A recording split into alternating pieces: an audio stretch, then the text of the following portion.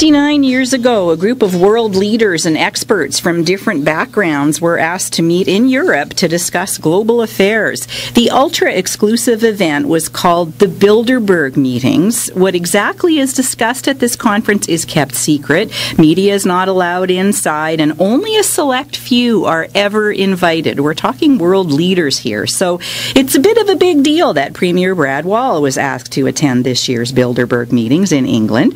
Premier Wall joins us on the line now to tell us what he can. Good morning. Hi, Sheila. So tell me about getting this invitation and your reaction to it. Well, it came by former Premier Frank McKenna. We chatted on the phone, and he indicated that this was going to be a possibility, and did I have an interest? And I said I did. That's sort of a long story made fairly short, and off we go today. And how much did you know about Bilderberg before you were invited?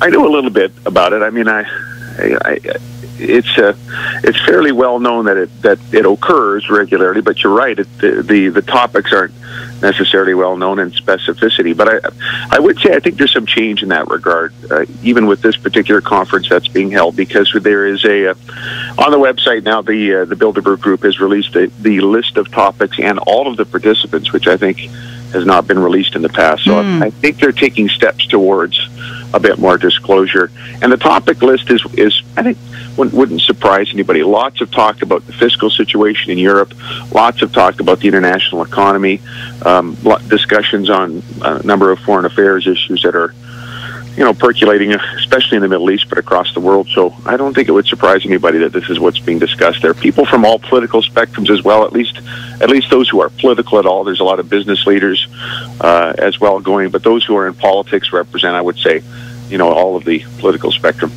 There is still a fair amount of secrecy about the conference, and as you know, the media is not allowed to cover it. And so what do you make of that, of the fact that there is still a fair amount of secrecy?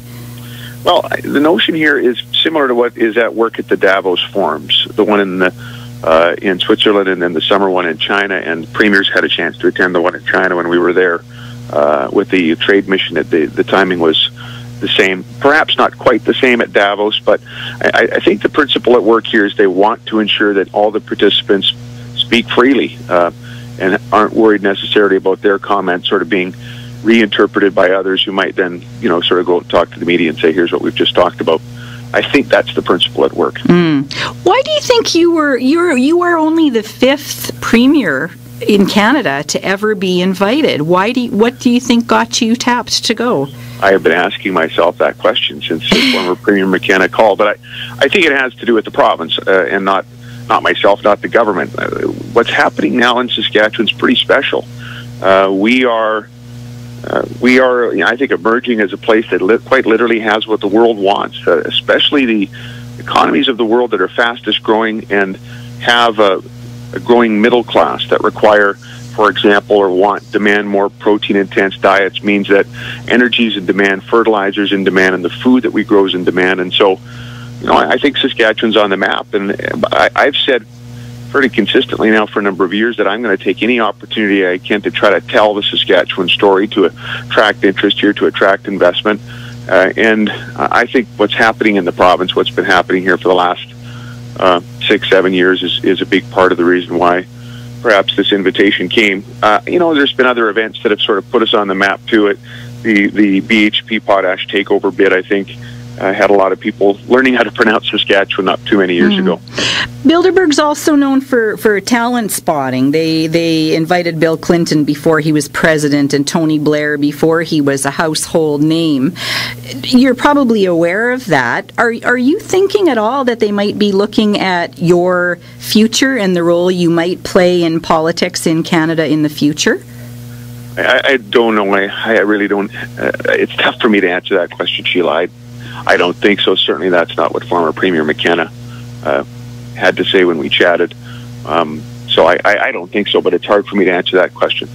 They talked about, some people talk about how Bilderberg wanted free trade in North America. Bill Clinton went before he was president, and they talked to him about that. And next year he was president, and the year after that we had NAFTA. Well, that conspiracy would only work if we didn't already have free trade. Because, of course, free trade in between Canada and the United States was negotiated and completed between Prime Minister Brian Mulroney and President Ronald Reagan, well before Bill Clinton ran. So, but there are lots of theories about Bilderberg, and I've gotten familiar with some of them on the internet. So what do you make of them? I mean, there's the conspiracy theory is that this is a shadow government, that they want one currency, one world army. If you've been reading about the conspiracy theories, what do you make of them? I'm not sure why the invitation list, at least for this year, and it's very public, would be constituted as it is if these conspiracy theories had some actual currency, had some sort of truth behind them. Because again, if you take a look at the list, it is people from all spectrums, people who would be advocates, for example, of strong advocates of a more globalized economy, of greater trade between the nations, and those who would be arguably a little bit more protectionist. If you take a look at some of the finance ministers that are there, some of the political parties that are invited, and I just think that it's a bit curious that most of the conspiracy theories have evolved around this particular group, and there hasn't been a lot around the Davos forums, if any, frankly. And I think they're very similar in exploring options for the world to consider in terms of not just issues of foreign affairs, but the economy. Is Davos as secretive? No, but it's not as. I mean, I remember the summer Davos in.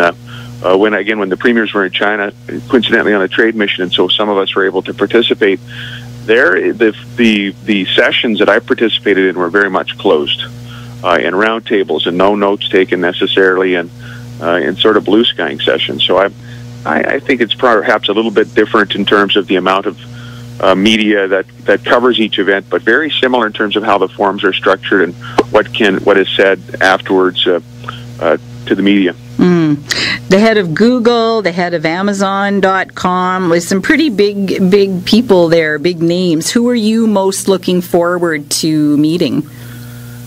Well, Dr. Kissinger's there, as you probably read, and there's somebody that I would very much like to meet. He's got a best-selling book right now on the New York Times bestseller list called On China, or at least it's been on there very recently.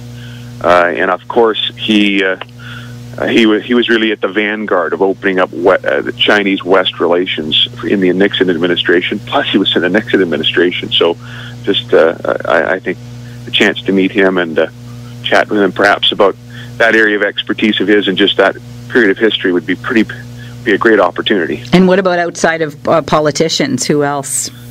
Well, some of the ones that you have mentioned, the corporate leaders are there. Even the one from Canada, I have not had a chance to visit with Galen Weston, the Loblaws group, and although we wouldn't think we would need to go to England to do that, he'll certainly be there, and so that's a discussion I want to have. I have a chance to be, again, hopefully representing, being a voice for the province there and making contacts that are to the province's benefit, and so there's some meetings there that I'd like to have with those who are representing the private sector. And I know taxpayers aren't paying for it. The Sask party's paying for it because of the requirement of confidentiality. But do you plan to maintain complete secrecy on what happens there, or will you be willing to talk about it when you come back?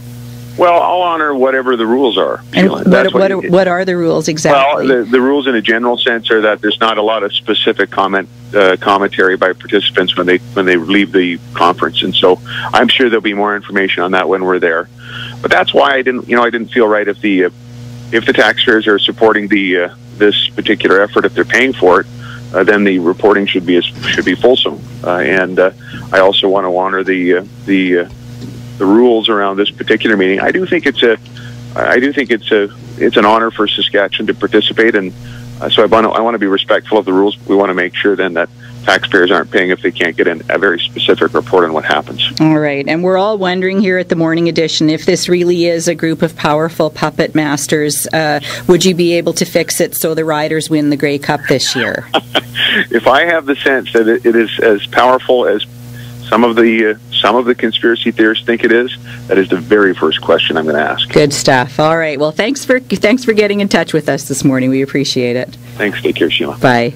Saskatchewan Premier Brad Wall on his way to the Bilderberg meetings in England.